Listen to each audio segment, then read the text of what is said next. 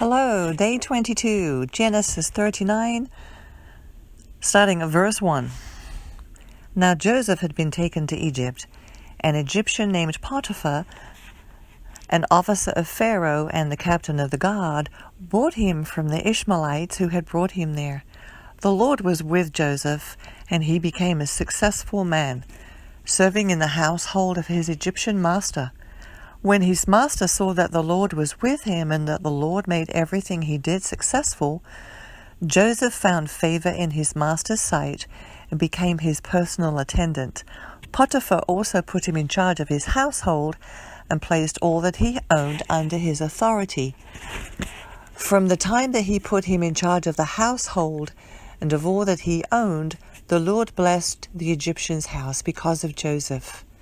The Lord's blessing was on all that he owned, in his house and in his fields. He left all that he owned under Joseph's authority. He did not concern himself with anything except the food he ate. Now Joseph was well-built and handsome, and after some time his master's wife looked longingly at Joseph and said, "Sleep with me."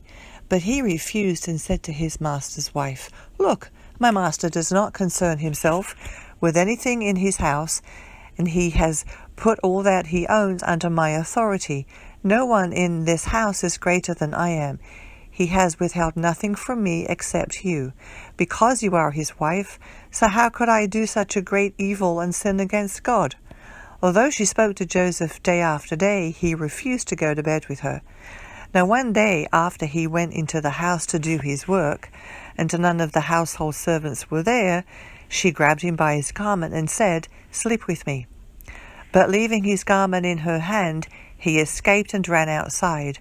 When she realized that he had left his garment with her and had run outside, she called the household servants. "Look," she said to them, "my husband brought a Hebrew man to us to make fun of us.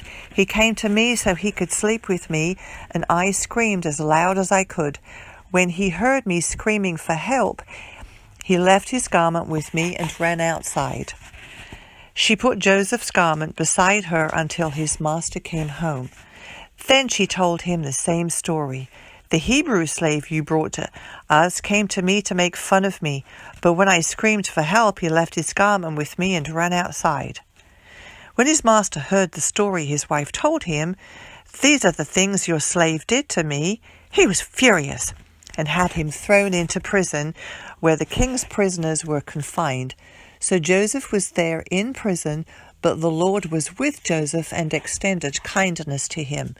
He granted him favor in the eyes of the prison warden. The warden put all the prisoners who were in the prison under Joseph's authority, and he was responsible for everything that was done there. The warden did not bother with anything under Joseph's authority because the Lord was with him, and the Lord made everything that he did successful. After this,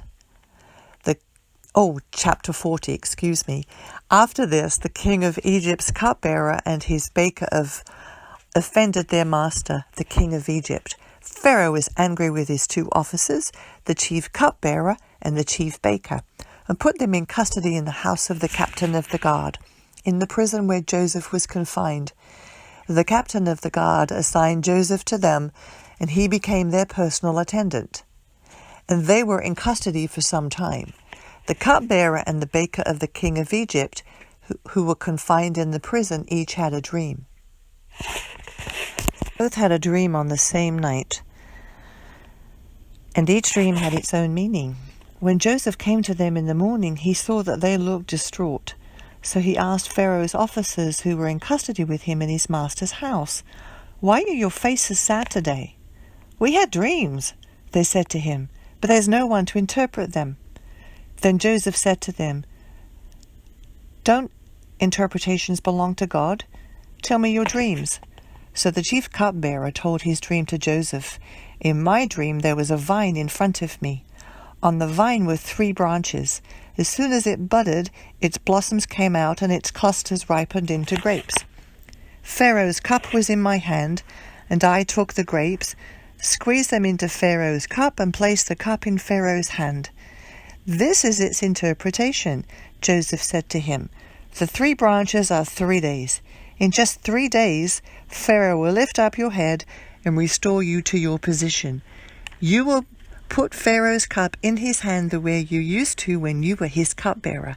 But when all goes well for you, remember that I was with you. Please show kindness to me by mentioning me to Pharaoh and get me out of this prison. For I was kidnapped from the land of the Hebrews, and even here I've done nothing that they should put me in the dungeon." When the chief baker saw that the interpretation was positive, he said to Joseph, "I also had a dream. 3 baskets of white bread were on my head. In the top basket were all sorts of baked goods for Pharaoh, but the birds were eating them out of the basket on my head." "This is its interpretation," Joseph replied. "The 3 baskets are 3 days. In just 3 days, Pharaoh will lift up your head from off you and hang you on a tree. Then the birds will eat the flesh from your body." On the 3rd day, which was Pharaoh's birthday, he gave a feast for all his servants. He lifted up the heads of the chief cupbearer and the chief baker. He restored the chief cupbearer to his position as cupbearer, and he placed the cup in Pharaoh's hand. But he hanged the chief baker just as Joseph had explained to them. Yet the chief cupbearer did not remember Joseph. He forgot him. Chapter 41. 2 years later, Pharaoh had a dream. He was standing beside the Nile when 7 healthy-looking, well-fed cows came up from the Nile and began to graze among the reeds.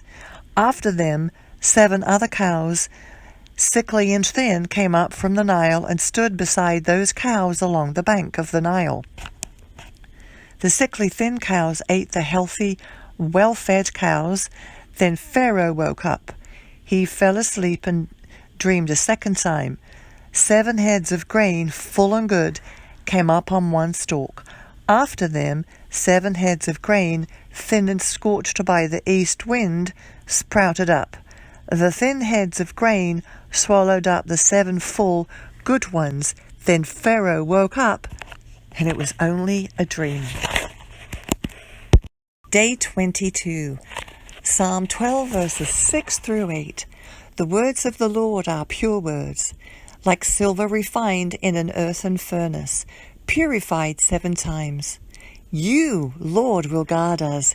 You will protect us from this generation forever. The wicked wander everywhere, and what is worthless is exalted by the human race. Proverbs 3, verses 9 through 10. Honor the Lord with your possessions, and with the first produce your entire harvest. Then your barns will be completely filled, and your vats will overflow with new wine. Here we are on day 22, Matthew 14, verses 1 through 21. At that time, Herod the Tetrarch heard the report about Jesus. "This is John the Baptist," he told his servants. "He's been raised from the dead, and that's why supernatural powers are at work in him." For Herod had arrested John, chained him, and put him in prison on account of Herodias, his brother Philip's wife. Since John had been telling him, "It's not lawful for you to have her," though he wanted to kill him, he feared the crowd, since they regarded him as a prophet. But when Herod's birthday celebration came around, Herodias' daughter danced before them and pleased Herod. So he promised with an oath to give her whatever she might ask, and prompted by her mother, she answered, "Give me John the Baptist's head on a platter." Although the king regretted it, he commanded that it be granted because of his oath and his guests. So he sent orders and had John beheaded in the prison. His head was brought on a platter and given to the girl, who carried it to her mother. Then his disciples came, removed the corpse, buried it, and went and reported to Jesus. When Jesus heard about it, he withdrew from there by boat to a remote place to be alone. When the crowds heard this, they followed him on foot from the towns. As he stepped ashore, he saw a huge crowd, felt compassion for them, and healed their sick. When evening came, the disciples approached him and said, "This place is a wilderness, and it's already late. Send the crowds away so they can go into the villages and buy food for themselves. They don't need to go away, Jesus told them. You give them something to eat. But we only have 5 loaves and 2 fish here, they said to him. Bring them here to me, he said. Then he commanded the crowds to sit down on the grass.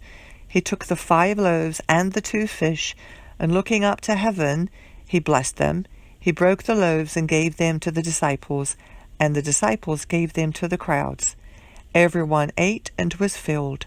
Then they picked up 12 baskets full of leftover pieces. Now those who ate were about 5,000 men, besides women and children.